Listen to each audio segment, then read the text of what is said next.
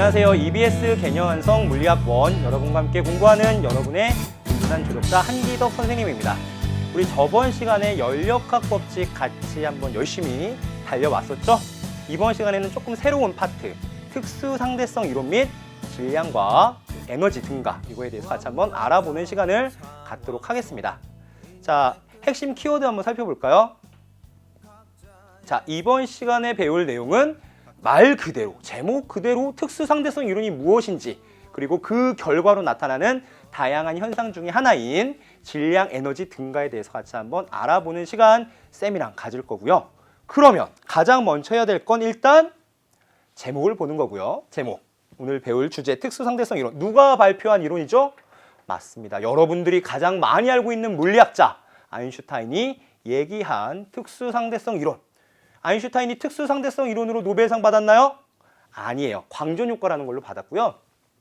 자, 특수 상대성 이론은 그 당시만 해도 1905년만 해도 많은 사람들이 이해를 못했던 그 어려운 학문인데 우리가 지금 배우고 있는 거죠. 우리가 그만큼 수준이 높아졌다라는 것을 반증하는 거기도 합니다. 그렇죠? 선생님이랑 함께 재밌게 배워보도록 할게요. 특수 상대성 이론에는 크게 중요한 두 가지가 있는데 기본 가정과 특수 상대성 이론이 나타나는 현상들을 구별해서 한번 보도록 할게요. 자, 기본 가정은 두 가지가 있어요. 특수 상대성 이론의 기본 가정은 첫 번째, 광속 불변의 법칙이 있습니다. 광속이 뭐죠? 빛의 속도, 광속 불변의 법칙. 빛의 속도가 빠르다는 건 알겠는데 그 속도가 어떻다고요? 변하지 않는다고요. 어떨 때 안 변한다는 얘기죠? 자, 달리고 있을 때. 자, 10m/s로 달리고 있는 선생님을 여러분이 지금 5m/s로 따라오고 있어요. 그럼 선생님은 얼마로 달리는 걸로 보이죠? 5m/s로 달리는 걸로 보인다. 우리 앞에서 상대 속도 개념에서 얘기 많이 했었는데 빛은 자, 선생님이 빛을 쐈어요. 빛의 속도를 보통 C라고 놉니다. 3 곱하기 10의 8승 m/s 엄청 빠른 속도로 빛이 달려가요.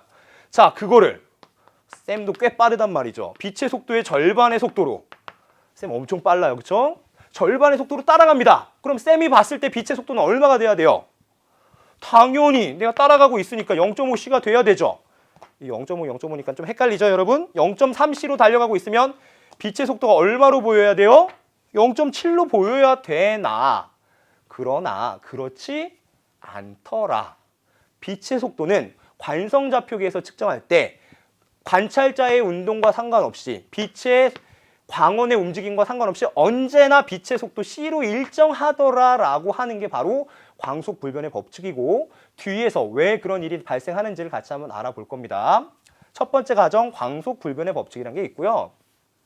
두 번째 가정, 상대성 원리라는 게 있어요. 상대성 원리. 상대성 이론과 상대성 원리가 좀 헷갈리는데 여러분 이거 한번 생각해 볼 수가 있습니다. 여러분 지하철 탈 때 또는 버스 탈 때 점프를 한번 뛰어보세요. 자, 그러면 위험하지 않게, 단 위험하지 않아야 됩니다. 버스를, 기차를 타고 가고 있는데 멋있는 우주선 같은 기차가 있어요. 자, 선생님이 가운데 딱 서 있습니다. 기차가 출발을 빠르게 달려가고 있습니다. 선생님이 점프하면 어떻게 될까요? 자, 기차는 앞으로 가고 있으니까 점프하면 나는 뒤에 떨어질까? 아니면 앞에 그대로 서 있을까요? 궁금증이 생기죠? 그때 나타나는 어떤 물리 법칙의 관계를 살펴보는 게 상대성 원리인데 관측량과 물리 법칙은 어떤 관계가 있을까라는 거를 얘기하는데 변하지 않는다. 물리 법칙은 언제나 관측자에 상관없이 일정한 물리 법칙이 적용되고 있더라라고 하는 게 상대성 원리입니다. 뒤에 가서 다시 한번 자세히 볼 거고요. 요 두 개의 기본 가정을 바탕으로 나타나는 다양한 현상들이 있는데 우리가 살펴볼 건 첫 번째, 시간 지연. 시간이 어떻게 된다고요? 지연된다고요. 늦춰진다고요. 팽창한다고요. 이런 일이 발생해요. 시간이 팽창한다는 게 무슨 말이에요? 나는 1초 지났는데 여러분은 3초 지났고 이렇게 시간이 다르게 흘러간다는 얘기인데 낯설죠? 낯설지만 특수 상대성 이론의 결과입니다. 자, 두 번째로 뭐가 있냐면 길이 수축이라는 게 있어요. 움직이는 물체의 시간은 천천히 흐르고 움직이는 물체의 길이는 수축하더라. 이런 결과가 나타날 수밖에 없더라라고 아인슈타인이 얘기했고 실험적으로 검증이 된 겁니다. 길이도 수축하고요. 세 번째, 질량 에너지 증가. 질량과 에너지가 서로 전환될 수 있다. 우리 역학적 에너지가 퍼텐셜 에너지에서 운동 에너지로 전환이 일어날 수 있죠. 운동 에너지가 다시 퍼텐셜 에너지로 전환될 수도 있고 마찬가지로 질량과 에너지가 서로 전환이 일어날 수 있더라. 질량이 에너지화할 수 있고 빛으로 전환될 수 있고 빛이 질량을 갖고 있는 어떤 입자로 만들어질 수도 있고 이런 변환이 일어날 수 있더라 라는 게 아인슈타인의 특수 상대성 이론에 의하면 나타나게 된다는 겁니다. 이런 것에 의해서 그 결과를 도출해낼 건데 일단 순서대로 볼 거예요. 첫 번째 볼 건 광속불변의 법칙. 빛의 속도가 일정하다는 게 무슨 의미냐? 같이 살펴보도록 할게요. 자, 첫 번째 우리가 볼 건 광속불변의 법칙이라고 했어요. 기본 가정 두 가지 중에 하나인 광속불변의 법칙. 어떻게 실험을 했냐면 마이클슨과 몰리라는 사람이 이러한 실험 장치를 고안했는데 이게 뭐냐면 레이저를 쏩니다. 쏘면 여기 반투명 거울, 여러분 창문을 보면 내 모습이 비치기도 하고 반대편에 있는 어떤 물건들이 보이기도 하죠. 일부는 반사되고 일부는 투과하는 그러한 반투명 거울을 지나게 해요. 그러면 첫 번째 1번 빛은 반사돼서 올라갔다가 내려와서 관찰자에게 관측이 되는 1번 빛이 있고 2번 빛은 투과해요. 투과해서 이쪽 거울에 반사가 돼서 여기로 관찰되는 이러한 2번 빛이 있어요. 자, 1번 빛은 반사돼서 내려온 빛, 2번 빛은 투과돼서 나온 빛 이렇게 두 가지 빛이 있는데 자, 빛의 속도가 만약에 여러분 빛은 전자기 파의 일종이에요. 파동의 일종이고요. 파동이라는 얘기는 우리 선생님 목소리도 파동이죠. 선생님의 목소리가 공기를 통해서 여러분 귀에 들릴 수가 있는 건데 소리라는 파동은 공기라는 매질이 있어야 전달이 된단 말이죠. 그럼 빛은 어떤 매질을 통해서 전달이 될까라는 생각을 했고 잘은 모르겠지만 그냥 매질이 있다고 생각하자. 매질이 없으면 전달이 안 되니까 우주에서 목소리 전달이 안 되죠. 목소리를 전달시켜주는 어떤 매질이 없으니까 전달이 안 된단 말이에요. 레이저도 빛도 어떤 매질이 있을 것이고 그 매질을 우리가 에테르라고 일단 이름부터 지어놨어요. 찾지는 못했지만 에테르가 있을 것이다. 에테르의 바다 속에, 바다라고 상상하면 에테르의 바다 속에 에테르가 움직이고 있다면 움직이는 바다의 물결에 따라서 빛은 더 빠르게 진행하게 될 것이다 라는 생각을 해볼 수가 있죠. 근데 에테르가 어디로 움직이는지 어떻게 알죠? 모르는데 지구가 태양 주위를 돌고 자전도 하니까 지구의 움직임에 의해서 에테르가 상대적으로 움직여 간다라고 생각해 볼 수가 있어요. 마치 바람이 불지 않지만 선생님이 달리면 바람이 뒤로 부는 것처럼 지구의 움직임으로 에테르라는 것이 이렇게 흘러가더라 라고 생각해 본다면 쭉 진행하는 이 빛은 빨라지겠죠. 하지만 반대로 거슬러 올라가는 빛은 느려질 거예요. 수직으로 올라가는 빛은 상관없을 거고요. 따라서 에테르의 움직임 속에서 빛이 하나는 이렇게 하나는 이렇게 갔다 온 빛은 서로 다른 속도로 움직이게 되는 거고 따라서 관찰자에게 도달하는 시간적 차이가 존재할 것이다. 누가 더 빨리 도착하고 누가 더 늦게 도착하는 그런 시간 차이가 존재할 것이다 라고 예상을 했고 마이클슨과 몰리가 예상을 했고 이 실험 장치를 만들어서 검증을 했어요. 에테르라는 물결 속에 흐름 속에 빛은 에테르를 타고 움직인다면 마치 강물에서 배가 떠가는데 강물의 속도가 V 그 위에 배의 속도가 0.5V로 움직인다면 쌤이 봤을 때 배는 1.5V로 움직이는 것처럼 보이겠죠?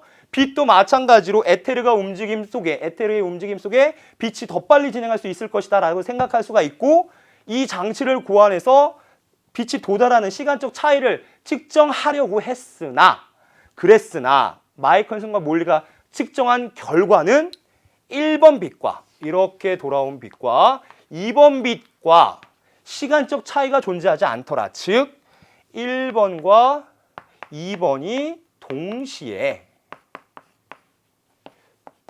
도달하더라 라는 결과를 얻었고, 이 결과를 통해서 어떤 결론을 도출할 수 있냐면, 자, 어떤 결론을 도출할 수 있냐면 빛의 속도는 일정하더라. 에테르 방향으로 움직인 빛과 에테르 반대 방향으로 움직인 빛과 상대적으로 움직임이 있더라도 빛의 속도는 일정하다라는 결론을 얻을 수 있고, 그 이유는 빛의 속도가 일정할 수밖에 없는 이유는 배를 통해서 생각해 본다면, V라는 강물이 흘러가고 있는데 배가 0.5V로 움직이고 있어요. 1.5V로 움직일 거로 예상했으나 그렇지 않고 그냥 배의 속도 그대로 0.5V로 관찰이 됐다. 그 말은 다른 말로 하면 강물이 흐르고 있는 게 아니다 라고 결론을 내릴 수 있죠. 즉 똑같은 설명을 마이클슨 몰리 실험으로 얘기해 본다면 뭐가 없더라? 강물이 없다는 건 빛을 전달해주는 매질, 에테르가 없더라. 에테르가 없다는 결론을 얻을 수 있었고, 마이클슨과 몰리는 원래는 이 속도 차이를, 빛이 도달하는 시간적 차이를 측정하려고 했으나, 간선 무늬를 관찰하려고 했으나 관찰을 못했어요. 빛의 속도가 일정하니까. 실패한 실험이죠. 그런데 이 실패한 실험으로 노벨상을 받게 됩니다. 빛의 속도가 일정하다는 것을 밝혀낸 결정적인 증거예요. 여러분, 실패를 두려워하면 안 된다는 사실도 알 수가 있죠. 이렇게 우리가 마이클슨과 몰리 실험을 통해서 광속이 불변하다는 사실을 밝혀냈고, 아인슈타인은 이 기본 가정, 빛의 속도가 일정하다는 걸 그냥 받아들였어요. 왜 빛의 속도가 일정해야 되나요? 라는 것은 생각하진 않았지만 그냥 빛의 속도가 일정하다고 치고 우리가 이론을 한번 전개해 보자, 기본적인 가정으로 삼았다는 얘기입니다. 이게 첫 번째의 가정인 광속 불변의 법칙이에요. 자, 그러면 요 내용을 한번 생각해 본다면 이렇게 생각할 수가 있는데, 여기 1.5V가 아니고 0.5V로 관찰이 된다는 얘기는, 자, 다른 말로 빛으로 생각해 본다면 우주선이 빛의 속도의 절반 0.5c로 날아가고 있고, 그 우주선 안에서 빛을 쐈어요.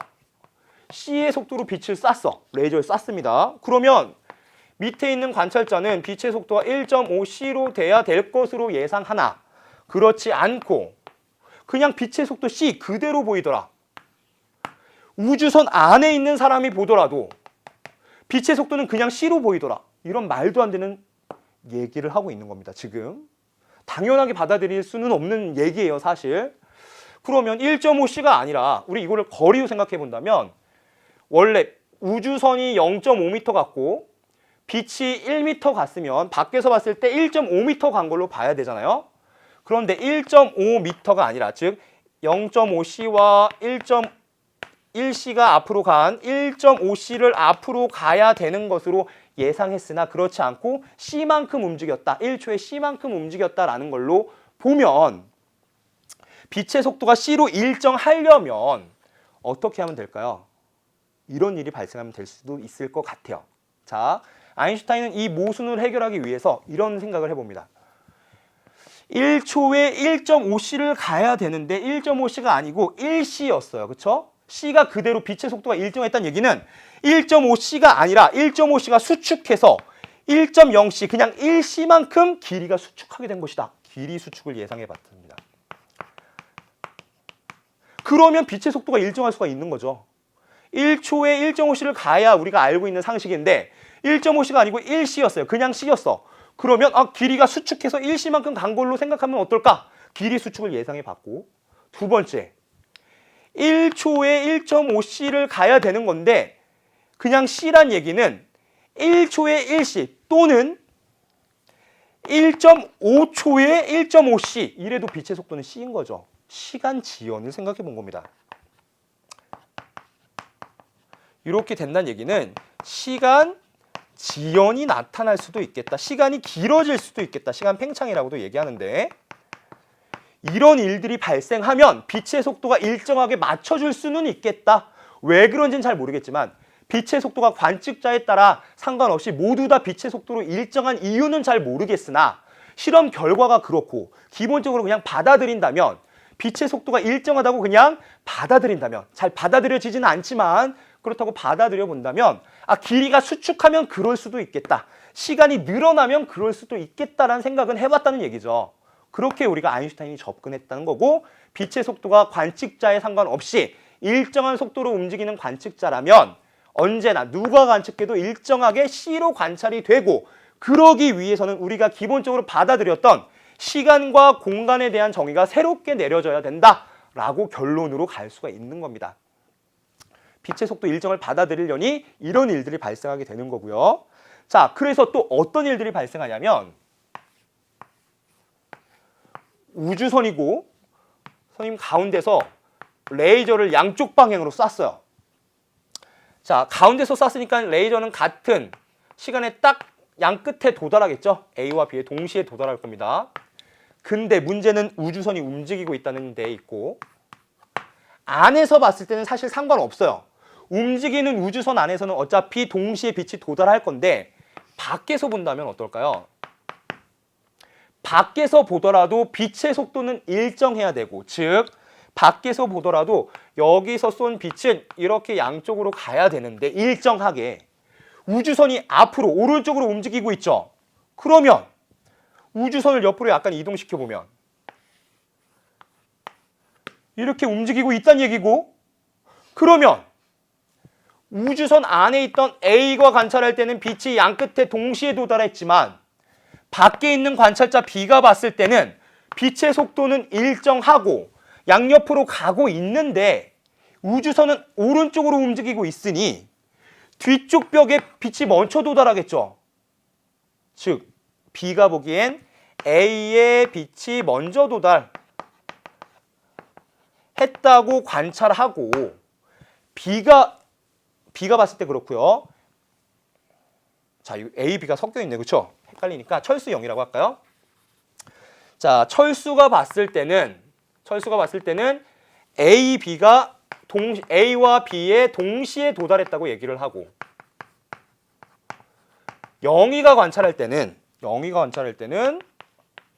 빛의 속도가 일정한 상태에서 우주선이 앞으로 가고 있으니 뒤쪽 벽에 즉 A에 먼저 빛이 도달했다라고 얘기를 하죠. 한 사람은 동시에 도달했다고 얘기하고 한 사람은 뒤쪽 벽에 먼저 도달했다고 얘기를 해요. 동시고 얘는 동시가 아니죠. 동시성이 깨졌다라고 얘기를 합니다. 동시성이 깨짐 또는 동시성의 상대성이라고 말을 하는 현상이 발생할 수 있더라는 얘기예요.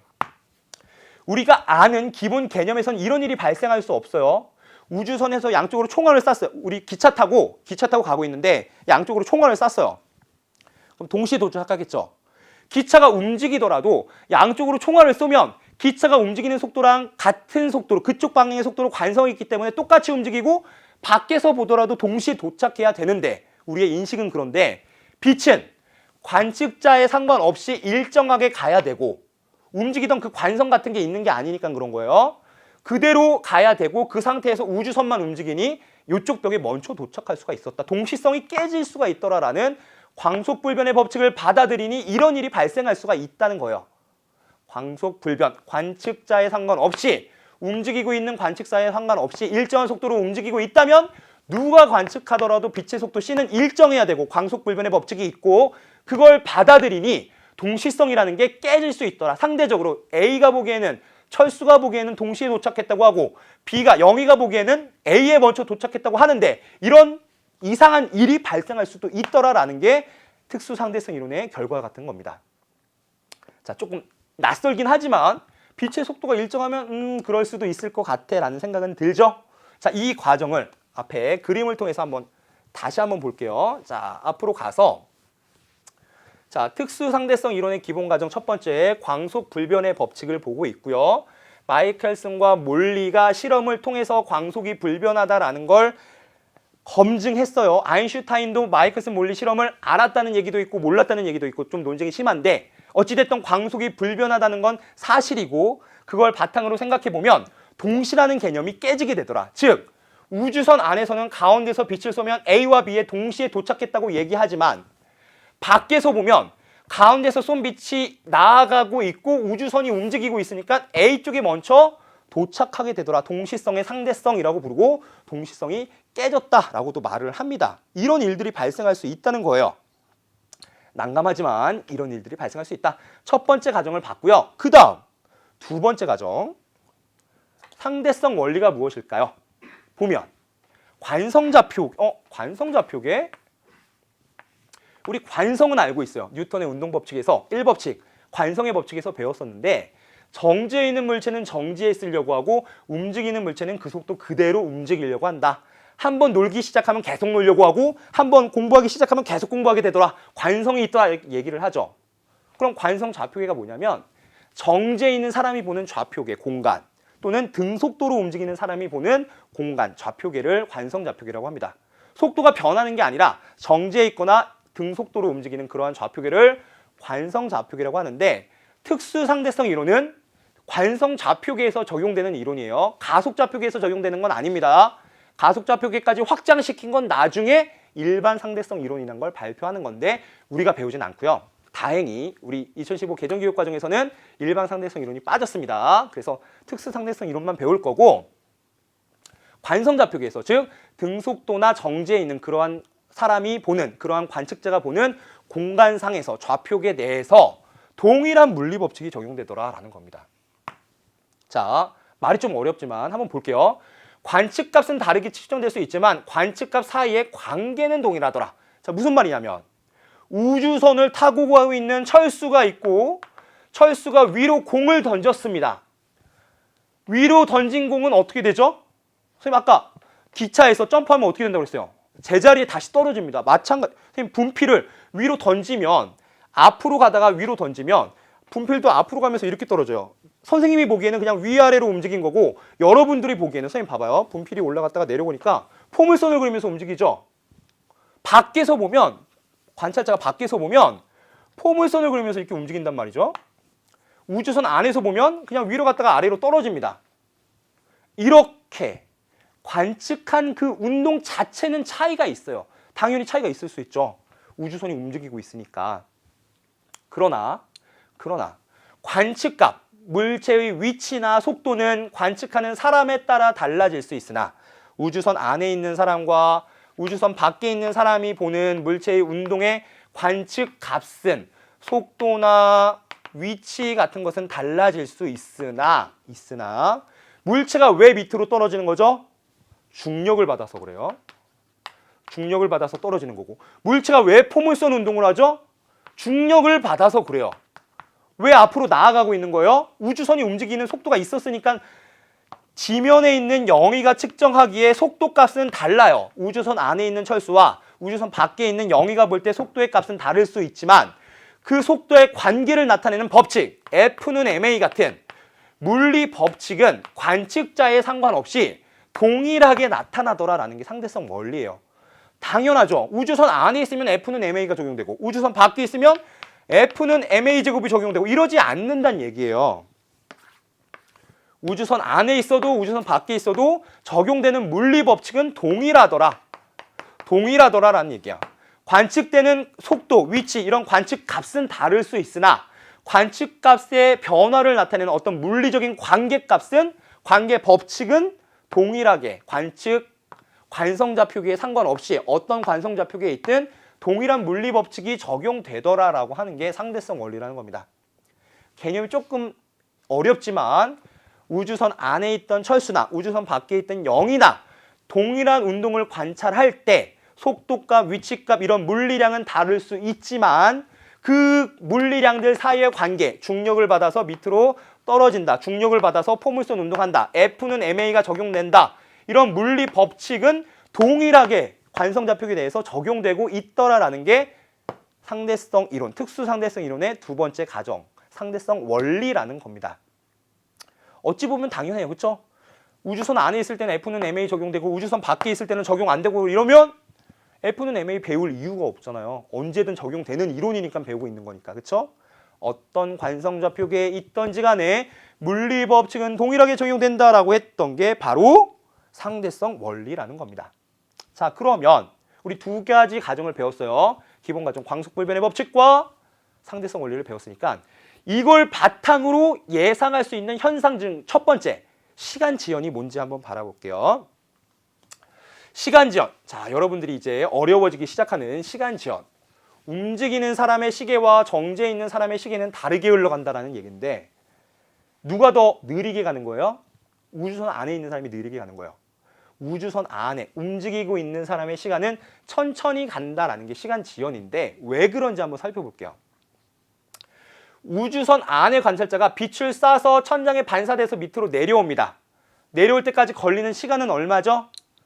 빛의 우리 거속시 알고 있죠? 중학교 때부터 했던 거속시가 뭐야? 우리는 등가속도 운동법칙 3가지나 알고 있는데 S는 V0t 더하기 2분의 1 AT제곱까지 알고 있는데 여기는 빛의 속도는 일정하니까 이것만 써도 되고요. 걸리는 시간 얼마죠? 빛의 속도로 2L만큼 왔다 갔다 한 거니까 시간 T는 빛의 속도로 2L을 나눈 값이 왔다 갔다 하는데 걸리는 시간이죠? 이걸 T 안이라고 놓을게요. 우주선 안에서의 시간. 그 다음 우주선 밖에서 이 모습을 관찰한다면 어떻게 보일까요? 아까 공을 던진 것처럼 앞으로 가고 있던 속도가 있으니까 우주선이 앞으로 가고 있던 속도가 있는 상태에서 위로 가니까 자, 선생님이 얘를 위로 던지면 앞으로 가다가 위로 던지면 여러분들이 보기에는 사선으로 올라가는 걸로 보이죠. 요렇게. 그리고 반사돼서 밑으로 내려올 때 또 사선으로 떨어지는 걸로 보일 거란 말이에요. 요 삼각형을 잡아서 한번 생각해 볼게요. 자, 요렇게 그렸습니다. 밖에 있는 관찰자가 보기에는 빛이 사선으로 올라가요. 요렇게. 그럼 요 길이가 얼마냐? C 곱하기 T겠죠. 근데 갔다 왔다 했으니까 T의 절반. 요렇게 쓸 수가 있을 겁니다. 그 다음 요 올라간 거리는 우주선 안에 있던 사람이 봤을 때의 그 올라간 거리라고 생각할 수가 있을 거고 C 곱하기 2분의 T라고 놓으면 될 거예요. 그리고 우주선이 앞으로 간 거리는 우주선이 움직이는 속도 V 곱하기 T. 근데 여기까지 갔을 때를 T라고 놓으면 절반이니까 V 곱하기 2분의 T라고 놓으면 될 텐데 이상해요. 빗면도 C 곱하기 2분의 T고 위로 올라가는 것도 C 곱하기 2분의 T예요. 그렇죠? 근데 시간이 다르다고 했어.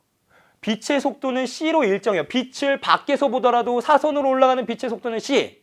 빛을 우주선 안에 보더라도 위로 올라가는 빛의 속도는 C. 빛의 속도는 변함이 없다라는 게 기본 가정이었으니까 이거는 받아들여야 되고 시간이 다를 수 있다라고 얘기를 한 거죠. 우주선 안에 있는 사람이 보는 시간과 우주선 밖에 있는 사람이 보는 시간이 다를 수 있는 거고 빛이 이렇게 움직인 건 우주선 밖에서 봤을 때예요? 안에서 봤을 때예요? 밖에서 봤을 때 이렇게 하는 거죠. 그러니까 이거를 T 밖이라고 넣을게요. 즉, 요 길이는 빛의 속도 곱하기 밖에서 봤을 때 튕겨서 여기까지 왔을 때 걸린 시간의 절반 이렇게 되고 위로 올라가는 것은 안에서 본 사람이죠. 즉 T 안에서 튕겼다 내려올 때까지 걸리는 시간을 T 안이라고 한다면 그거의 절반을 곱해주면 요 수직거리가 나올 것이다 라고 생각할 수가 있고 앞으로 움직이는 우주선은 누가 본 거죠? 밖에 있는 사람이 본 거죠. 따라서 여기까지 걸리는 시간이 T 밖이니까 그거의 절반인 V 곱하기 2분의 T 밖의 형태로 쓸 수가 있을 것이다. 요 삼각형 이해할 수 있어야 됩니다. 자, 밖에서 봤을 때 빛은 이렇게 진행하니 밖에서 봤을 때 그러니까 C 곱하기 T 밖을 해주면 되고 2분의 T 밖 안에서 봤을 때 위로 올라가니 C 곱하기 2분의 T 안을 해주면 되고 밖에서 봤을 때 우주선이 앞으로 나아가니 V 곱하기 2분의 T 밖을 해주면 될 것이다. 다 했어요. 이제 피타고라스 정리 쓰면 됩니다. 수직이니까 빗면의 제곱은 요거 제곱 더한 거랑 같다. 자, C 곱하기 2분의 T 밖의 제곱은 C 곱하기 2분의 T 안의 제곱과 같고 더하기 V 곱하기 T 밖의 제곱과 같더라. 2분의가 빠졌네요. 이렇게 되죠. 자, 정리해보면 C제곱 4분의 T 밖의 제곱은 C제곱 4분의 T 안의 제곱 V제곱 4분의 T 밖의 제곱이 되죠. 자, T 밖과 T 안 밖에서의 시간과 우주선 안에서의 흐르는 시간의 관계를 보고 싶은 거고 묶어봐야 되니까 양변에 다 4를 곱해주면 이거 없어지고요. 그렇죠? 자, 그러면 C제곱 빼기 V제곱 t 밖의 제곱으로 묶이고 이거는 c제곱 t 안의 제곱과 같고요. 이걸로 나눠주면 t 밖의 제곱은 c제곱 마이너스 v제곱분의 c제곱 t 안의 제곱과 같아요. 자, 그 다음 분모 분자에 다 c제곱으로 나눠주면 1분의 c제곱 나눠주니까 1분의 이렇게 쓸 수가 있고 t 안의 제곱으로 쓸 수가 있겠어요. 그렇죠? 자, 그러면 이제 모든 변에 루트를 씌워준다면 t 밖은 루트 1 마이너스 c제곱분의 v제곱 t 안과 같더라. 이런 결과를 얻을 수가 있다는 거죠. 밖에서의 시간과 안에서의 시간이 다른데 어떻게 다르냐? 요 값을 곱해준 것만큼 다르더라. 요 값을 우리는 감마라고 쓰고 로렌츠 인자라고 해요. 감마라고 읽습니다. 자, 따라서 요거를 요렇게 표현하면 간단하게 쓸 수가 있겠죠. t 밖은 감마 곱하기 t 안과 같더라 라는 겁니다. 요 의미를 한번 생각해 볼게요. 감마라는 값이 1보다 큰 값일까요? 작은 값일까요? 요 값. 생각해 보면 c는 빛의 속도고요. v는 우주선의 속도였어요. 우주선의 속도가 빛의 속도보다 빠르진 못하겠죠? 빛의 속도보다 빠른 물질은 없어요, 지금. 뒤에서 다시 한번 볼 건데 우주선의 속도가 빛의 속도보다 느리니 c제곱분의 v제곱은 1보다 작겠죠? 1보다 작은 값을 1에서 빼줬어요. 뭐 2분의 1이라고 해볼까요? 그러면 1 빼기 2분의 1 하니까 2분의 1이고 그 값에 루트가 씌워져 있죠. 그 말은 곧 루트 2분의 1이고 이게 분모에 있죠. 그럼 이 값이 얼마죠? 루트 2. 즉 감마라고 하는 값은 언제나 1보다 크더라. v가 0일 땐 그냥 1이지만 1보다 크거나 같더라. 정확히 하면 이렇게 쓸 수가 있겠죠. c제곱분의 v제곱은 1보다 작고 그 1보다 작은 값을 1에서 빼줬으니까 1보다 작고 거기에 루트를 씌웠으니 1보다 작고 1보다 작은 값이 분모에 있으니 1보다 큰 값이 되죠. 즉 로렌츠 인자, 로렌츠 팩터라고 부르는 로렌츠 인자 감마 값은 1보다 크고 자 이제 의미를 생각할 수 있어요. 안에서의 1초는 우리 감마를 3이라고 놔볼게요. 1보다 큰 값이라고 했으니까 그냥 아무거나 넣어놓은 겁니다. 로렌츠 인자가 3일 때, 즉 안에서 1초가 흘렀다면 밖에서는 얼마로? 3초 동안 관찰된다. 자, 무슨 말이냐면 우주선 안에서 흐른 시간이 1초였어요. 그러면 그것은 밖에서 측정했을 때 3초로 측정된다. 다시 얘기하면 우주선 밖에서 3초 동안 관찰했는데 그 관찰한 모습은 우주선 안에서의 1초더란 얘기예요. 즉 움직이고 있던 우주선 안의 시간은 천천히 흘러간다는 얘기죠. 슬로우 비디오로 보인다는 얘기예요. 밖에선 3초인데 안에선 1초밖에 안 지나간 거니까 이렇게 천천히 움직이는 걸 보인다는 얘기죠. 왜? 빛의 속도가 일정하고 시간이 상대적으로 다르게 흘러간다라고 생각해 봤더니 쫙쫙쫙 전개 방금 해봤더니 이런 일이 발생하고 있다는 얘기예요. 자, 이거를 고유시간이라는 개념으로 한번 생각해 볼게요. 고유시간. 자, 고유시간의 개념으로 한번 생각해 볼게요. 자, 고유시간은 상대적으로 그 사건이 정지해 있는 관찰자가 측정한 걸로 보이는 시간이에요. 자, 무슨 말이냐면 앞으로 가서 볼게요. 자, 고유시간이라고 하는 것은 고유시간은 누가 측정한 시간이 고유시간이냐면 밖에서 본 사람은 빛이 여기에서 출발해서 여기로 도착하죠. 빛의 출발점과 도착점이 달라요. 그런데 안에 있는 관찰자는 빛의 출발점과 도착점이 같죠.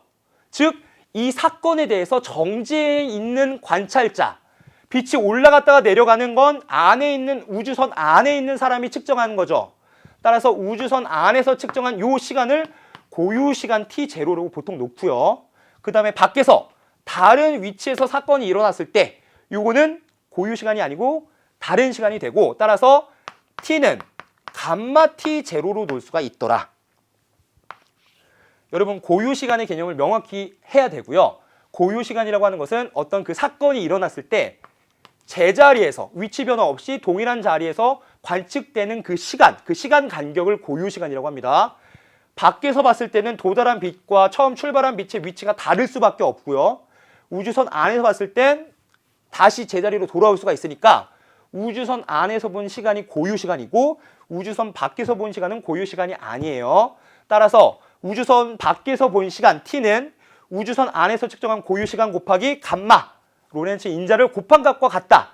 따라서 우주선 안에서의 시간의 감마를 곱한 값, 1보다 큰 값을 곱했으니까 우주선 밖에서는 더 길게 시간이 팽창된 것처럼 지연된 것처럼 보게 되더라. 시간은 상대적으로 흘러가더라 라는 겁니다. 이해 가시죠? 이게 바로 시간 지연이라는 거예요. 자, 그러면 거꾸로 생각하면 어떨까요, 여러분? 지금은 밖에서 봤을 때 우주선 안의 시간과 비교한 건데 반대로 생각해 보면 우주선을 타고 있는 사람이 보면 상대적인 운동이니까 우주선 안에 있는 사람이 보면 우주선 밖에 있는 사람이 반대 방향으로 움직이는 걸로 보일 거고, 그렇죠? 그러면 우주선 안에 있는 사람이 봤을 때는 움직이고 있던 밖에 있는 사람의 시간이 천천히 가야 된다 라는 말을 할 수가 있겠죠. 실제로 그렇고요. 자, 무슨 말이냐면 움직이는 물체의 시간은 천천히 간다라는 시간 지연 효과를 우리 방금 봤어요. 어떻게 봤냐면 이 관계를 살펴봤어요. t는 감마 t제로 고유 시간에 감마를 곱한 것만큼 시간이 흘렀다라는 걸 봤는데 이 말은 곧 움직이는 물체의 시간은 지연된다. 천천히 흐른다. 팽창한다. 이렇게 볼 수가 있고, 우주선 밖에 있는 사람이 봤을 땐 우주선 안에 있는 사람이 움직이고 있으니 우주선 안에 사람이 시간이 천천히 흘러요. 즉 우주선 안에서 1초가 지난다면 밖에서는 3초가 지난 건가 된 거예요. 자, 그러면 우주선을 타고 10년 동안 갔다 왔어요. 그러면 우주선 밖에는 몇 살이 돼 있죠? 30년이 지나 있죠. 우주선 안에서 10년 동안 우주선을 타고 갔다 왔다면 똑같이 20살이에요. 10년 동안 우주선을 타고 왔어요. 그러면 몇 살이 됐죠? 우주선 안에 사람은 30살이 됐어요. 30살. 근데 우주선 밖에 사람은 시간이 천천히 가니 우주선 안에보다 우주선 움직이는 물체의 시간이 천천히 갔으니까 밖에서는 빠르게 간 거고 30년이 간 거란 말이에요. 밖에 사람은 나이가 동일했는데 50살이 됐어요. 나이를 훨씬 먹었죠. 이런 일들이 여러분 영화에서도 막 나오잖아요. 그렇죠?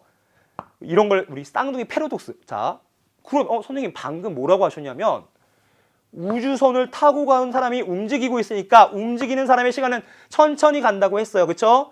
그런데 우주선 타고 있는 사람이 보면 우주선 밖에 사람이 움직이고 있는 건데 우주선에 있는 사람이 보면 밖에 사람이 움직이고 있고 움직이고 있는 우주선 밖에 사람이 시간이 천천히 가서 더 젊어야 되는 거 아닌가요? 라는 생각을 할 수가 있죠. 그런 생각을 많은 과학자들이 실제로 했고 그걸 대표적인 쌍둥이 패러독스라고 부릅니다. 쌍둥이 역설. 자, 이거는 어떻게 풀렸냐면 문제가 풀렸어요. 해결이 됐습니다. A가 보기에는 B가 시간이 천천히 가는 걸로 보이고 B가 보기에는 A가 시간이 천천히 가는 걸로 보이는데 실제로 누가 천천히 간 거냐라는 궁금증이 생기는데 일단 둘 다 천천히 가는 건 맞는데 실제로 실험을 해보면 어떻게 되냐면 우주선을 타고 갔던 사람이 다시 돌아와야 시간을 비교할 수 있죠. 돌아온다는 얘기는 속도가 변했다는 얘기죠. 속도가 변하는 가속도 운동을 하니까 요 녀석이 이 친구가 가속도 운동을 했으니까 이 친구가 움직인 것이다 라는 생각을 할 수가 있고 따라서 움직인 친구는 이 친구니까 시간이 천천히 흐른다라고 해결이 된 문제입니다. 하지만 그 전까지 등속도로 움직일 때는 A가 볼 때는 B의 시간이 천천히 흐르고 B가 볼 때는 A의 시간이 천천히 흐르는 거예요. 우주선 안에 타고 있다고 무조건 시간이 천천히 가는 게 아니라 여러분 가장 많이 헷갈리는 게 이건데 우주선 안에 있는 사람이 보기엔 우주선 밖에 사람이 움직이고 있으니 우주선 밖에서 시간이 천천히 흐르고 우주선 밖에 있는 사람이 보기엔 우주선 안에 사람이 움직이고 있으니 시간이 천천히 흐른다. 이게 바로 시간 지연이다라는 겁니다. 어려운 개념이지만 이렇게 외우면 쉬워요.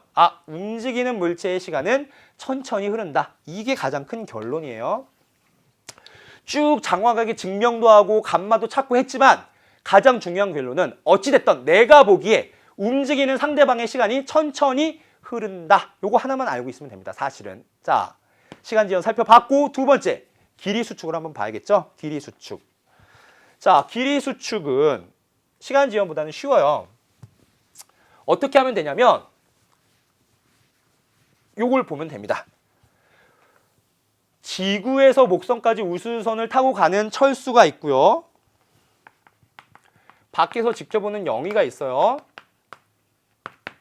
그러면 지구와 목성 사이의 거리를 측정하고 싶은데 우주선의 속도는 v래요. 자, 그러면 어떻게 측정하면 되냐면 v 곱하기 t 하면은 거리가 나오죠. 근데 선생님 뭐라고 그랬냐면 우주선 안에 있는 사람이 측정한 거리와 우주선 밖에 있는 사람이 측정한 거리가 다를 수 있어요. 왜? 시간이 달랐으니까 거리도 다를 수 있었죠. 그렇죠? 따라서 밖에서 측정한, 영희가 측정한 지구와 목성 사이의 거리는 v 곱하기 t인데 v는 철수가 탄 우주선의 속도, 그 다음에 t는 영희가 측정한 시간이죠. 영희가 보기에 우주선이 지구에서 출발한 우주선이 목성까지 도달하는 데 걸리는 시간을 곱해주면 그 거리가 나올 거 아니에요. 그렇죠? 그리고 이거는 뭐냐면 우주선 안에 있는 철수가 보기에 영희가 어떻게 움직이고 있는 거죠? 철수 자기가 보기에는, 여러분 기차 타고 가고 있으면 내가 기차를 타고 움직이는 게 아니라 나무가 뒤로 가는 걸로 보이죠? 움직이고 있는 철수가 보기에는 목성도, 지구도, 영희도 반대 방향으로 가고 있는 걸로 보인단 말이에요. 얼마의 속도로? 동일한 v의 속도로. 자, 그러면 철수는 어떻게 지구와 목성 사이의 거리를 측정하냐면 지구와 목성이 여기에 있었어요. 이렇게 여기서 있었어요. 근데 철수가 움직이는 게 아니라 지구와 목성이 움직이는 걸로 생각할 거고, 철수는 지구와 목성이 이렇게 움직여서 철수를 또 지나가겠죠. 철수가 보기에는 지구가 출발했고 목성이 도착할 때까지 그 시간을 측정하면 지구와 목성 사이의 거리를 측정할 수가 있을 거고, 자, 철수가 측정한 지구와 목성 사이의 거리, 우주선 안에서 측정했으니까 L 안이라고 넣어보면 v 곱하기 목성의 속도, 지구의 속도는 v니까 v 곱하기 걸린 시간, 이렇게 곱해주면 됩니다.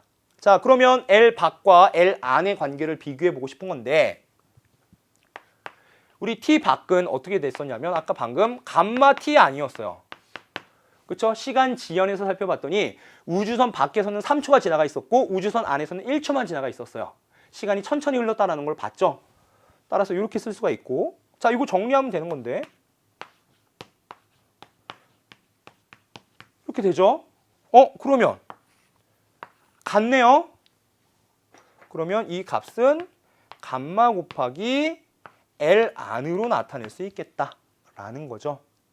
그리고 그러면 이 관계를 표현해 보면 L 안은 감마분의 1 L 밖이에요. 그렇죠? 왜 이렇게 표현했냐면 L 밖이 고유 길이라서 그래요. 그래서 이거를 이렇게 표현합니다. 이거는 고유 길이. 자, 아까 고유 시간이 뭐였냐면 어떤 사건에 대해서 정지해 있는, 동일한 위치로 다시 돌아오는 그 사건 사이에 걸린 시간이 고유 시간이었고, 따라서 빛을 쏴서 반사돼서 다시 돌아온 우주선 안에 봤을 때는 왔다 갔다 제자리로 돌아왔죠. 이게 우주선 안에서 측정한 시간이 고유 시간이었고, 그 관계는 t는 감마 t0, 이게 고유 시간이었어요. 요 t0가 고유 시간이었죠. 그리고 밖에서 측정했을 때는 고유 시간보다 크게 나타났습니다. 시간이 팽창했죠.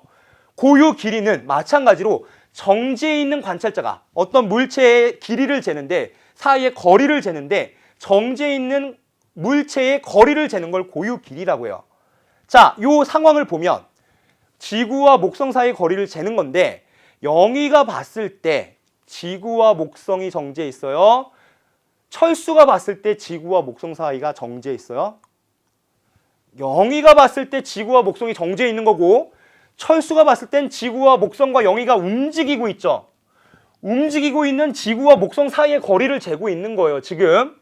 철수가 봤을 때는 움직이고 있는 지구와 목성 사이의 거리를 재고 있는 거고, 영희가 봤을 땐 정지해 있는 지구와 목성 사이의 거리를 재고 있으니 정지해 있는 두 물체 사이의 거리, 즉 영희가 측정한, 밖에서 측정한 요 L 밖이라는 값이 고유 길이 L0다라는 거고, 그걸 여기에서 표현하면 L 밖이 L0 고유 길이니까 다른 관측자가 측정한 거리 L은 정지해 있는 상태에서 측정한 고유 길이의 감마분의 1배를 해준 거랑 같더라. 즉 감마가 1보다 크니까 고유 길이보다 길이가 어떻게 된 거예요?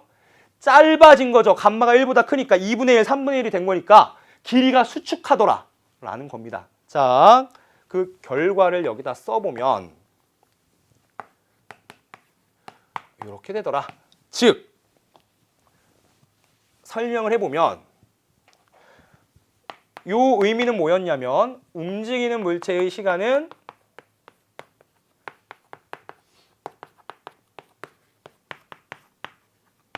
천천히 흐른다 였고, 그 다음 위에 거의 의미는 뭐였냐면, 움직이는 물체의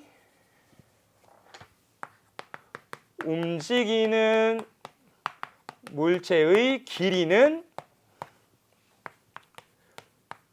수축한다는 의미를 갖고 있어요. 뭐에 비해서? 고유 길이에 비해서. 뭐에 비해서? 고유 시간에 비해서 시간은 팽창하고 길어지고, 고유 길이에 비해서 움직일 때는 길이는 수축하더라라는 게 특수 상대성 이론으로 유추한 가장 중요한 결론입니다. 이해 가시죠?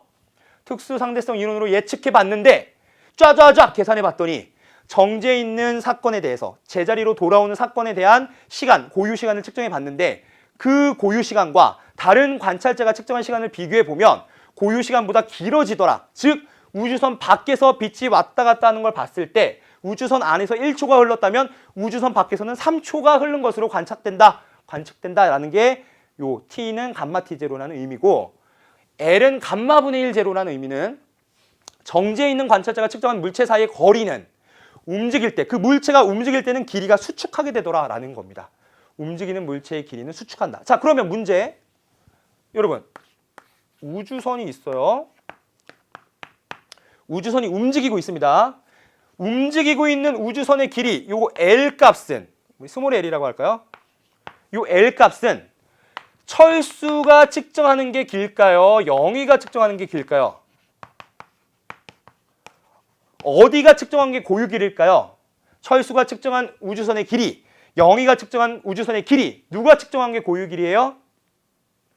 정지해 있는 물체의 길이라고 했는데, 영희가 봤을 때 우주선은 움직이고 있고 철수가 봤을 때 우주선은 가만히 있어요. 나랑 같이 움직이니까 철수가 보기에는 우주선은 멈춰 있는 거란 말이죠. 즉, 요 상황에서의 고유 길이는 철수가 측정한 길이에요. 따라서 영희가 봤을 때는 철수가 측정한 길이를 L0라고 한다면, 고유 길이라고 한다면, 영희가 측정한 우주선의 길이는 L은 감마분의 1 L0가 되더라. 즉 길이가, 우주선의 길이가 수축하게 되더라. 움직이는 물체의 길이는 수축하게 되더라라는 걸 볼 수가 있어요. 마치 이 분필이 있죠? 선생님 분필을 보면 마술을 보여줄게요. 자, 분필의 길이가 어떻게 돼요? 짧아지는 걸로 보이죠? 이거는 착시긴 한데, 움직이는 분필은, 움직이는 우주선의 길이는 수축하더라라는 겁니다. 왜? 시간과 공간이 상대적이기 때문에. 움직이고 있는 철수와 지표면에 있는 영희의 시간과 공간은 서로 상대적으로 다르고 빛의 속도가 일정한 거기 때문에 상대적으로 고유 시간과 고유 길이가 달라질 수 있다. 관측자에 따라서 그 길이의 값은 달라질 수 있더라라는 게 특수 상대성 이론에서 예측하는 현상들입니다. 두 가지 본 겁니다. 그리고 요 중요한 거 하나 더. 우주선의 높이를 h라고 한다면 h0라고 해볼까요? 철수가 측정할 때는 고유 길이니까 우주선이 오른쪽으로 움직이고 있는데 우주선의 세로 높이는 움직이는 방향은 아니죠. 따라서 세로 높이는 영희가 측정하더라도 철수가 측정하더라도 세로 방향의 움직임은 없기 때문에 세로 길이는 똑같이 측정돼요. h0로. 하지만 가로 길이, 우주선이 움직이는 방향으로의 길이는 철수가 측정할 때 L0였다면, 고유 길이가 L0였다면 영희가 측정할 때는 그것보다 감소한 요렇게 측정이 되더라. 길이 수축이 일어나더라. 라는 게 가장 중요한 특수상대성 이론의 현상 중에 하나입니다. 자, 두 가지를 살펴봤고요. 특수상대성 이론에서 예측하는 시간 지연과 길이 수축을 고유 시간과 고유 길이의 관점으로 살펴봤습니다. 자, 그 다음으로 살펴볼 건 선생님 뭐라고 그랬죠? 맞아요. 질량 에너지 증가. 이게 무슨 말이냐? 빠르게 움직이는 물체의 질량은 정지한 상태보다 크다. 빠르게 움직이면 선생님이 열심히 달려갑니다. 빛의 속도의 절반으로 달려가요. 그러면 빠르게 달리는 물체의 시간은 천천히 흐르고 길이는 수축하죠. 그리고 질량은 어떻게 된다고요? 증가하더라. 얼마만큼? 이렇게. 움직이는 물체의 질량은 정지한 상태의 질량, 정지 질량보다 감마배를 곱한 것과 같더라. 움직이는 물체의 질량은 증가하더라라는 결과를 얻었고, 유도하진 않을 거예요. 이거는 움직이는 물체의 질량은 증가하고, 그 다음 질량은 에너지로, 에너지는 질량으로, 질량이 에너지로 변할 수도 있고 에너지가 질량으로 변할 수도 있더라. 결국 포텐셜 에너지와 위치 에너지가 서로 변하듯이 질량이 에너지를 갖고 있다가 어떤 입자를 만들어내는, 질량을 갖고 있는 입자를 만들어내기도 하더라라는 결론을 얻을 수가 있었다. 특수상대성 이론, 아인슈타인의 특수상대성 이론의 두 가지 과정, 광속불변의 법칙과 상대성 원리를 바탕으로 쫙쫙쫙 전개를 해봤더니 시간 지연이 나타났고 길이 수축이 나타났고 질량 에너지가 서로 변환되는 같은 값임을 확인해 볼 수가 있었다. 움직이는 물체의 시간은 천천히 가고 움직이는 물체의 길이는 수축하고, 키는 그대로예요. 선생님 이렇게 달리면 앞뒤로는 수축하지만 위아래는 수직이니까 그대로 가요. 키는 그대로 갑니다. 조금 더 컸으면 좋겠지만 안타깝게 그렇고, 그 다음에 질량은 어떻게 된다고요? 증가한다고요. 여러분, 그래서 빛보다 빠를 수가 없는 거예요. 자, 선생님이 달려요. 달리면 질량이 증가하죠. 더 빠르게 달리라고 밀어줍니다. 에너지를 가해줘요. 그럼 더 빠르게 달리나 그만큼 질량이 또 더 증가해서 더 달리기가 힘들어져요. 결국 빛의 속도까지는 도달을 못하고 빛의 속도는 가장 빠른 속도가 됩니다. 우리가 알고 있는 것 중에서 빛의 속도보단 빠를 수 없다라는 거 생각해 볼 수 있어요. 그럼 빛은 어떻게 그렇게 빠를 수 있어요? 빛은 질량이 0이거든요. 그래서 그럴 수가 있는 거고요. 질량을 갖고 있는 선생님이나 여러분이나 질량이 매우 작은 전자 같은 것도 빛의 속도 C까지 도달은 못하더라라는 거 생각해 볼 수 있어요. 빠르게 달릴수록 질량이 증가하니까 그렇더라라는 거 볼 수가 있습니다. 그러면 잠깐 쉬었다가 우리 문제로 한번 개념을 확인해 보도록 할게요.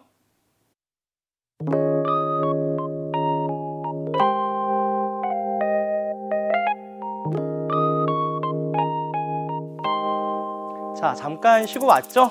숨 한번 고르고 다시 한번 기지개 켜고 우리 질량 에너지 증가 조금만 더 보고 넘어가도록 할게요.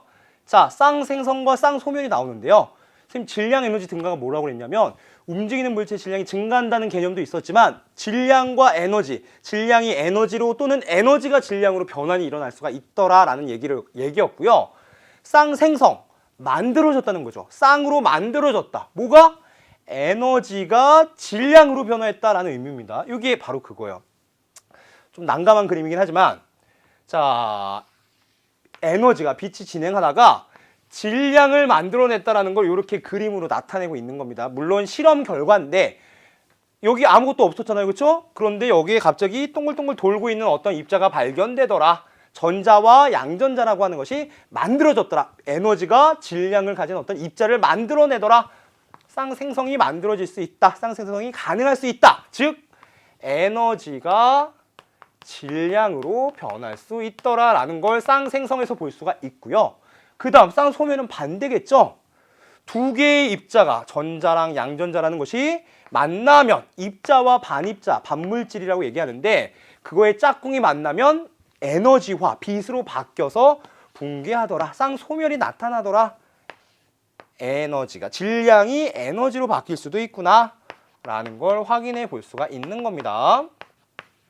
이렇게 질량과 에너지는 서로 반대로 나타날 수가 있더라. 교환이 가능하더라. 질량을 갖고 있는 입자가 에너지화, 에너지인 빛이 질량을 가진 입자로 만들어지기도 하더라 라는 질량 에너지 증가라는 게 특수상대성 이론의 세 번째 현상이었습니다. 그러면 이게 어디에 활용이 되냐면요, 우리가 집에서 전기를 쓰는데 다양한 발전소들이 있는데 발전소에서 전기를 만들어 주는데 그 중에 하나인 원자력 발전이 바로 이 질량 에너지 증가를 이용한 발전 방법이에요. 무슨 말이냐면 우리가 가정에서 쓰는 전지 중에 하나 전기 에너지를 핵 분열을 통해서 만들어냅니다. 자, 이게 뭐냐면 여기 우라늄이라는 방사성 원소가 있어요. 거기에 이 동그란 한 개가 봐서 부딪히죠. 얘가 뭐냐면 중성자예요. 중성자는 원자번호 어떻게 기술을 할 수가 있죠? 중성자는 양성자는 없고 중성자 하나, 양성자, 중성자 합쳐서 중성자 하나만 있는 거니까 원자기호로 이렇게 표현합니다. 여기는 양성자 수, 그 다음에 여기는 양성자 더하기 중성자, 즉 핵자 수를 의미하니까 중성자는 양성자는 없고 중성자 하나니까 이렇게 표현을 하죠. 자, 중성자랑 우라늄이 충돌해서 부딪혀서 입자들로 붕괴가 되는데 뭐로 붕괴되냐면 크립톤, 바륨, 그리고 중성자 3개로 나타나게 됩니다. 이런 핵 분열이 나타나는데 자, 무거운 원자핵은 너무 무거우니까 분열을 일으켜서 안정한 철 원자로 가려고 하고요. 너무 가벼운 입자. 여러분 혼자 있으면 너무 쓸쓸하고 너무 많으면 또 너무 시끌벅적하잖아요. 그래서 적당히 그냥 남자친구, 여자친구 요 정도 한 3, 4명 이렇게 있는 게 가장 안정적이잖아요. 원자들도 마찬가지예요. 원자핵들도 마찬가지인데 철원자까지가 제일 안정하고요. 그것보다 무거워도 가벼워도 불안정하대요. 그래서 너무 무거운 우라늄 같은 건 분열을 하려고 하고 너무 가벼운 수소 같은 것들은 뭉쳐지려고 한다고 합니다. 그게 분열되는 건 핵 분열, 뭉쳐지는 걸 핵 융합이라고 하는데 그 과정에서 질량 결손이 생겨요. 예를 들면 쉽게 얘기하면 우라늄의 질량이 10kg, 그 다음에 중성자의 질량이 1kg이라고 하면 합치면 몇 kg이 돼야 되죠? 11kg이 돼야 되는데 11kg이 아니라 10.5kg으로 나타났대요. 왜? 감소한 0.5kg에 해당되는 에너지가 대신 방출하게 되더라. 자, 질량이 에너지로 바뀔 수 있다고 그랬죠? 핵 분열에서도 원자핵이 충돌하면서 분열이 될 때 그 질량이 약간 감소하게 되고 그 감소한 질량만큼이 에너지로 바뀌어서 나타나게 되더라. 물론 입자들의 운동 에너지 형태로 바뀌게 되는데 핵 분열에서도 질량 결손이 에너지로 만들어질 수가 있구나라는 거 여러분 생각할 수가 있습니다. 핵 반응식으로 표현하면 어떻게 될까요? 이거를 자, 핵 분열을 핵 반응식으로 표현하면 이렇게 쓸 수가 있어요. 자, 중성자랑 옆에도 한번 써볼까요? 중성자랑 핵 분열의 핵 반응식. 핵이 어떻게 반응하느냐를 나타내 주는 게 핵 반응식인데 보통 우리 시험에 많이 나오는 게 중성자 하나랑 우라늄. 자, 원자번호 92에 질량수 235인 우라늄의 충돌이 가장 많이 나옵니다. 두 개가 충돌했을 때 여기에 선생님 뭐라고 그랬냐면 요게 양성자수라고 했고요. 그 다음에 요 위의 값이 양성자랑 중성자수예요. 즉 우라늄 같은 경우에는 양성자가 92개 있고 중성자는 몇 개 있는 거죠? 235에서 92 빼면 되는 거죠. 143개가 있네요. 그렇게 우리가 생각해 볼 수가 있는 거고 충돌하면 전체가 몇 개가 돼야 되는 거죠? 양성자는 그대로 92개, 중성자는 236개가 있는 상태인 거죠. 합치면 자, 요 양성자 수와 중성자, 양성자 수 합친 거 요걸 질량수. 그 다음에 양성자 숫자는 이 입자의 전하량을 의미하잖아요. 양성자 플러스 몇 개 있느냐니까 이거는 전하량을 의미합니다. 정확히는 중성자 수예요. 요 의미를 생각해 볼 수가 있는데 당연히 질량수도 보존돼야 되고요. 전하량도 보존돼야 돼요. 선생님 질량 감소한다고 하셨잖아요. 맞아요. 질량은 감소해요. 자, 질량수랑 질량은 다른데 질량은 실제 그 입자의 질량을 의미하고 질량수는 양성자 수, 중성자 수 합친 개수예요. 그 개수는 보존되지만 그거의 질량, 양성자, 중성자의 질량은 약간 감소하고 그 감소한 만큼이 에너지로 엄청나게 나와요. 질량이 조금 감소해도 E는 mc제곱만큼 질량에다가 빛의 속도의 제곱을 곱한 것만큼 에너지가 많이 나오기 때문에 요만큼만 해도 큰 폭발이 일어나서 여러분 원자폭탄이 나타날 수가 있는 거예요. 위험하게도. 그렇죠? 그걸 이제 서서히 차근차근 조금씩 반응이 일어나게끔 해서 물을 끓여서 발전시키는 방법이 원자력 발전인 거고 한꺼번에 터지게 하는 게 원자포탄인 겁니다. 원자포탄. 자, 이렇게 생각해 볼 수가 있고 반응에서 뭐가 만들어지냐? 바륨 56번. 양성자 56개, 그 다음에 양성자, 중성자 합쳐서 139개 있는 바륨과 크립톤. 요거 여러분 이름 이거 몰라도 돼요. 이 숫자까지 외울 필요는 없죠. 그러나 보존돼야 된다는 건 알고 있어야 됩니다. 바륨, 크립톤은 36에 94. 이렇게 만들어집니다. 자, 그리고 중성자 3개가 만들어져요. 자, 맞춰볼까요? 개수 맞나? 자, 56, 36, 0이니까 얼마죠? 92. 양성자 수, 즉 전하량은 그대로 92가 됐고요. 그 다음 위에 139, 94 이렇게 하면 3이죠. 3개 있는 거니까 97을 더해주면 236. 그렇죠. 양성자, 중성자 합쳐서 236개 있는 거니까 질량수도 보존이 되죠. 그런데 질량이 요만큼 없어지고 감소하고 질량 결손이 생기고 그만큼이 에너지로 나온다 라는 겁니다. 이게 바로 핵 분열에서 나타나는 핵 반응식이고요. 그 다음 핵 융합도 한번 볼게요.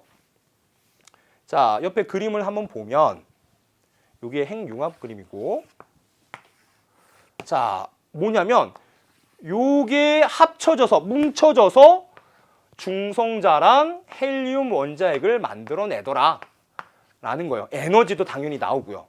마찬가지로 이 핵융합 과정에서도 양성자 수, 즉 전하량과 중성자, 양성자 합친 질량수도 보존돼야 돼요. 하지만 그 과정에서 질량이 요만큼 결손이 나타나고 조금 줄어들고 그 줄어든 것만큼이 에너지로 나와서 커다란 에너지를 만들어내는 거 바로 여러분 태양입니다.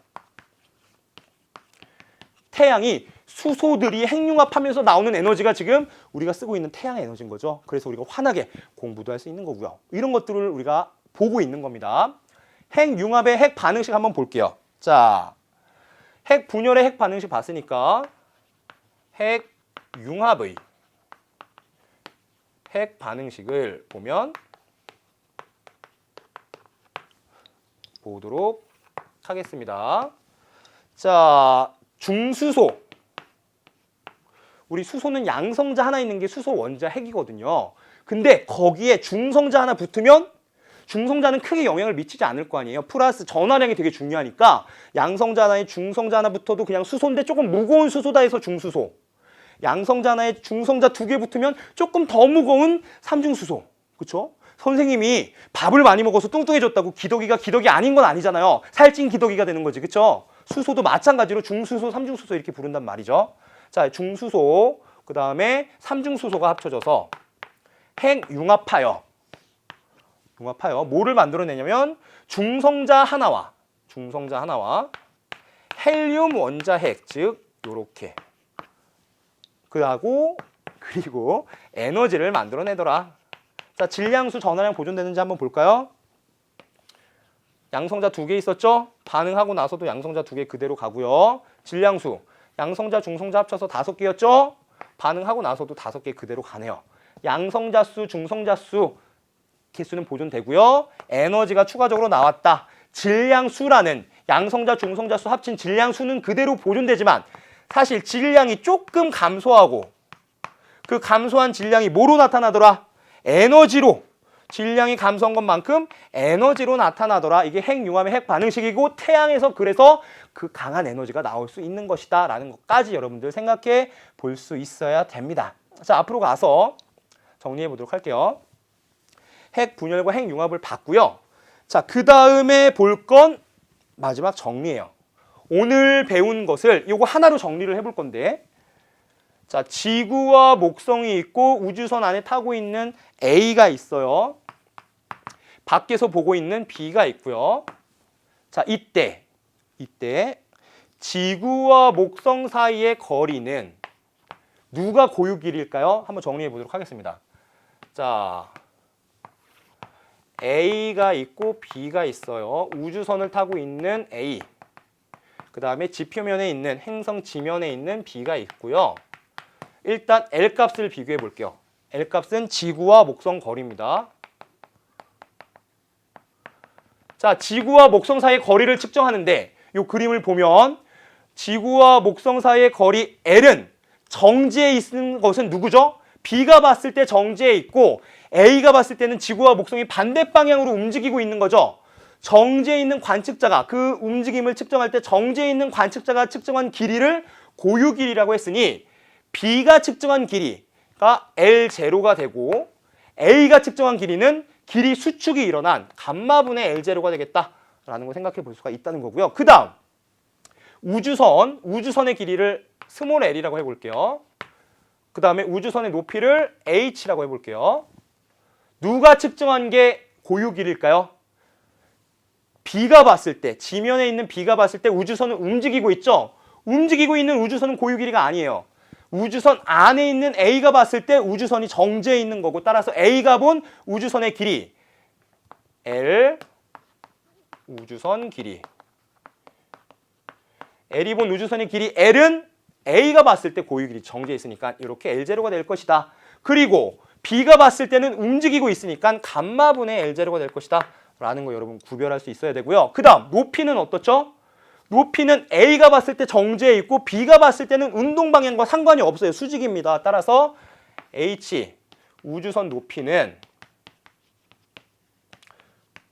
A가 봤을 때도 그대로 고유 길이, B가 봤을 때도 그대로 고유 길이가 되더라. 움직이는 방향과 수직이니까 그 고유 길이 그대로 나타나고 A가 봤을 때는 우주선 정지에 있어서 그냥 고유 길이가 되고, 이래서 높이는 같더라라는 거 생각해 볼 수가 있고요. 그 다음 이거 이제 정리됐죠? 여러분 헷갈리는 게 움직이고 있는 우주선이라고 해서 무조건 길이 수축이 일어나는 게 아니에요. 움직이고 있는 우주선 안에 있는 사람이 본 우주선은 정지에 있으니까 그게 고유 길이가 되는 거예요. 요거를 조금 주의해서 봐야 됩니다. 그 다음으로 볼 건, 자, 이제 시간의 관점을 한번 봐야겠죠? 자, 그림으로 앞으로 가서, 자, 어떤 걸 볼 거냐면, 빛 시계, 우리 빛을 왕복시켰죠? A, B인데, 빛을 여기서 왕복하는데 걸리는 시간을 잴 거예요. T를 잴 건데, 그 다음에 B, 지면에 있는 사람이 장치를 만든 다음에 빛을 왕복시키는 시간을 쟀어요. 라지 T라고 놓읍시다.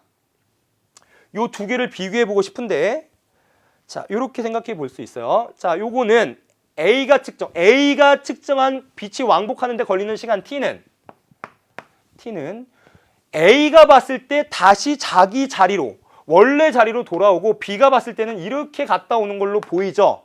원래 자기 자리로 그대로 돌아온 A가 고유 시간, 즉 T는 A가 고유 시간이고 B는 시간 지연이 일어난 감마 T0가 된다라고 볼 수가 있고요. 그 다음 B에서 본 B시계는 B가 봤을 때 정지해서 제자리로 돌아오죠. 제자리로 돌아온 그 시간을 고유 시간으로 했으니 지면에서 측정한 T는 B, 지면에서 측정한 사람이 고유 시간이 되고, 우주선에 있는 사람이 보면 지면에 있는 사람이 뒤로 가고 있는 거니까 이렇게 제자리로 돌아온 게 아니죠. 따라서 시간 지연이 일어나는 이러한 시간으로 나타나게 되더라라는 걸 볼 수 있다는 거예요.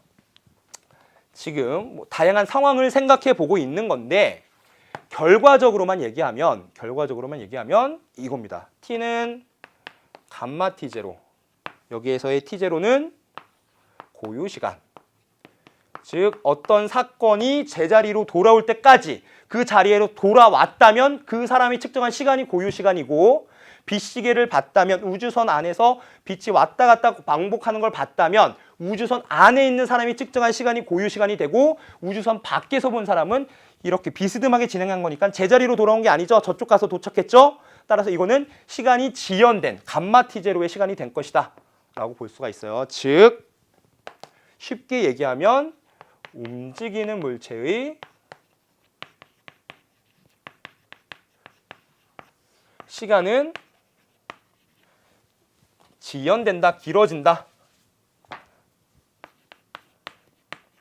팽창 라는 거고, 그 다음 두 번째 길이 수축.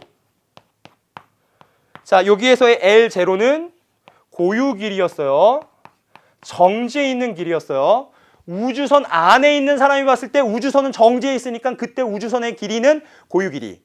지구와 목성 사이의 거리는 지면에 있는 사람이 봤을 때 정지해 있으니까 지면에서 본 사람의 길이가 측정한 길이가 고유 길이가 됐습니다. 즉 정지한 사람이 측정한 고유 길이보다 움직이는 물체의 길이는 줄어들더라. 즉 움직이는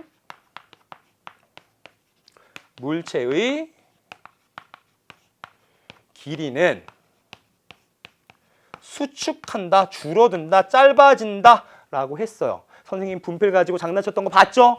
움직이는 물체의 길이가 줄어드는 거예요. 관측자가 누구냐 크게 상관없고 그 사람이 봤을 때 그 물체가 이 사람이 봤을 때 저 물체가 움직이고 있으면 길이가 수축하는 겁니다. 물론 수직 길이는 그대로고요. 요것만 요 두 가지만 여러분 명심하면 상황이 아무리 어렵게 나와도 사실 헷갈리진 않아요. 요 두 가지 꼭 명심해야 되고 누가 고유 시간이고 누가 고유 길인지를 딱딱 판별할 수 있으면 문제는 상당히 쉽게 해결됩니다. 고유 시간보다는 길어질 거고 고유 길이보다는 짧아질 것이다. 요 두 가지만 딱 명심하고 있으면 문제 어렵지 않게 풀 수 있고요. 실제로 어떻게 나오는지 한번 볼까요? 자, 지우고 앞으로 가서 문제 상황을 실제로 한번 보도록 하겠습니다. 얼마나 헷갈리게 나오는지 한번 직접 봅시다. 자, 내신 기초문제 1번이죠. 자, 다음 중 마이클슨 몰리 실험에 대한 설명으로 옳지 않은 것을 골라보자. 1번. 빛은 에테르라는 매질을 통해 전달된다고 생각했었어요. 근데 없었지만. 맞죠? 이거는 일단 맞는 설명이고. 2번. 에테르의 흐름에 따라 광속이 달라짐을 증명하려 했으나 빛의 속도는 일정했죠. 에테르를 타고 가는 빛은 더 빨라질 거고 에테르를 거슬러 가는 빛은 더 느려질 거고 이 차이를 관측하려고 했는데 차이가 없었어요. 광속은 불변이었고 에테르가 없다는 사실을 밝혀냈던 거죠. 2번 맞았고요. 맞는 설명. 3번 마이클슨 몰리 실험의 결과에 의하면 빛의 속력은 관측자의 운동 상태에 따라 달라지지 않죠. 빛의 속도는 관측자가 아무리 움직여도 아무리 어떤 방향으로 움직여도 빛의 속도는 누구나 상관없이 관성좌표계라면 일정하더라. 그게 광속 불변의 법칙이었어요. 따라서 3번 보기가 틀렸고 옳지 않은 거 찾는 거니까 정답은 3번일 것 같은데 4번, 5번도 봐야겠죠. 4번. 흐르는 물 위에서 운동하는 배는 에테르 속에서 이동하는 빛에 비유할 수 있다. 맞죠? 에테르를 타고 움직이는 빛은 더 빠를 것이다 라고 생각했었잖아요. 흘러가는 물을 따라 움직이는 배는 더 빠를 거죠. 그렇게 생각한 겁니다. 이것도 맞는 설명. 끝내 에테르의 존재를 증명하지 못했다. 맞아요. 그래서 노벨상 탔다고 했어요. 그렇죠? 빛의 속도가 일정하다고 했고요. 정답 3번이다라는 거 쉽게 확인해 봤고요. 그 다음 이거는 뭘 물어보고 있는 거죠? 트럭 안에 사람이 봤을 때 공은 올라갔다 내려오고 트럭 밖에 사람이 봤을 때 공은 비스듬하게 포물선 운동하고 그러더라도 다르게 관측되더라도 물리법칙 여기서도 중력을 받아서 떨어지고 있고 여기서도 중력을 받아서 떨어지고 있다. 동일한 물리법칙 F는 MA가 적용되고 있다. 이거 뭐라고 그랬냐면 상대성 원리라고 했어요. 상대성 이론이 아니라 아인슈타인의 특수 상대성 이론이 아니라 그 기본 가정 두 가지 중에서 광속불변의 법칙과 상대성 원리가 있었는데 그 중에 상대성 원리를 물어보고 있는 문제고 기억 한번 볼게요. 기억. 가, 나는 모두 공의 운동 변화의 원인은 중력이다. 맞죠? 위로 던졌더라도 트럭으로 타고 가고 있는데 위로 던졌더라도 밖에서 보나 안에서 보나 어찌됐든 중력을 받아서 떨어지고 있는 동일한 물리법칙이 적용하고 있더라. 그 말이고요. 맞는 설명. 니은. 가와 나의 관측자는 모두 관성좌표계에 있다. 일정한 속도로 움직이고 있는 트럭 안에 있는 관측자나 정지해 있는 지면에 있는 관측자나 모두 관성의 좌표, 관성 좌표계에 있는 거 맞죠? 가속되고 있는 좌표계가 아니고 일정한 속도 또는 정지해 있는 좌표계를 관성 좌표계라고 했으니 맞는 보기가 되고요. 디귿. 가, 나의 결과를 비교해보면 관측하는 좌표계가 달라도 공의 운동을 같은 물리법칙으로 다르게 위치나 속도가 측정되더라도 그 물리량 사이의 관계를 나타내는 물리법칙은 같더라. 그래서 디귿 보기가 바로 상대성 원리를 설명하고 있는 거고요. 기억, 니은, 디귿 모두 다 정답인 5번이 정답이 됨을 확인해 볼 수가 있습니다. 자, 그리고 하나 더. 빛의 속도를 묻고 있는 것 같아요. 빛의 속도는 3 곱하기 우리 C라고 놨고요. 3 곱하기 10의 8승 미터 퍼 세크. 다른 말로 얘기하면 이렇게 30만 km/s 같은 얘기입니다. 이렇게 표현을 할 수가 있고 1초에 지구를 7바퀴 반이나 돈다고 하잖아요. 그렇죠? 엄청 빠른 거예요. 그렇게 빠르게 기차도 그거의 반만큼 빠르게 오고 있습니다. 엄청 빠른 기차인데 땅 위에 서 있는 철수가 다가오는 기차를 향해 레이저 빛을 쏘았다. 위험할 텐데 이렇게 있으면 안 되는데 일단 쐈어요.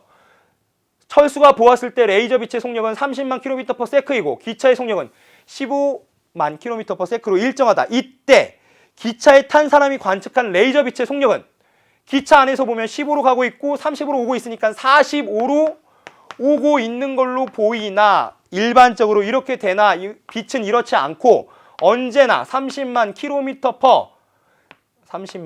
km/s로 일정하다. 기차 안에 있는 사람이든 밖에 있는 사람이든 달리고 있는 사람이든 정지해 있는 사람이든 관성좌표계에 있다면 빛의 속도는 30만 km/s로 일정하더라라고 하는 게 바로 광속불변의 법칙이었고 왜 그렇다고 했어요?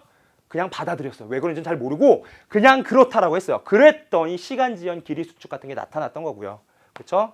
광속불변 법칙을 얘기하고 있었던 3번 문제고 그 다음 마지막으로 우리 4번 문제까지만 할게요. 마이컬슨 몰리 실험이죠. 자, 마이컬슨 몰리 실험으로 광속이 불변하다라는 것을 확인해 봤었고 에테르의 방향으로 움직이는 빛은 속도가 빨라질 것이다. 반대 방향으로 움직이는 빛은 속도가 느려질 것이다. 라고 생각해서 빛의 시간차를 측정하려고 했으나 간섭무늬를 관찰하려 했으나 실패. 즉 빛의 속도는 같다. 관측자의 운동 상태와 관계없다. 에테르란 건 존재하지 않는다. 라는 걸 밝혀냈던 마이컬슨 몰리 실험 한번 보도록 할게요.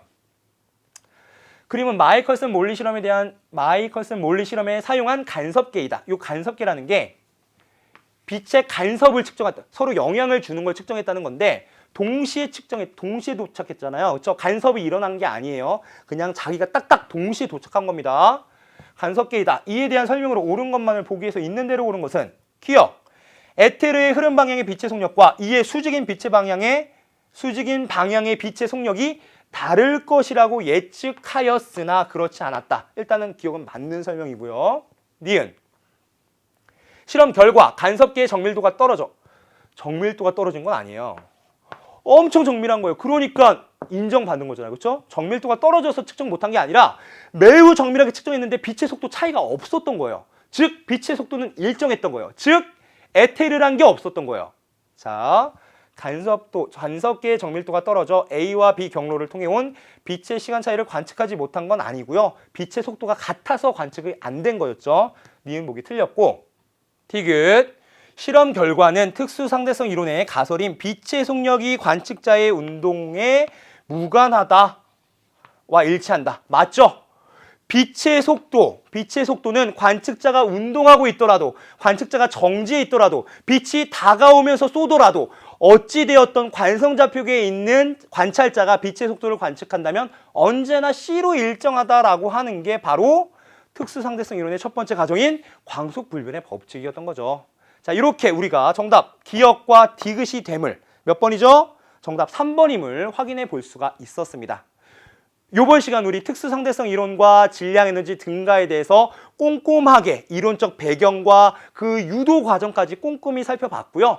다음 시간 실제 문제를 통해서 어떻게 활용되고 있는지 확인해 보도록 하겠습니다. 여러분 수고 많았습니다. 다음 시간에 뵐게요. 안녕.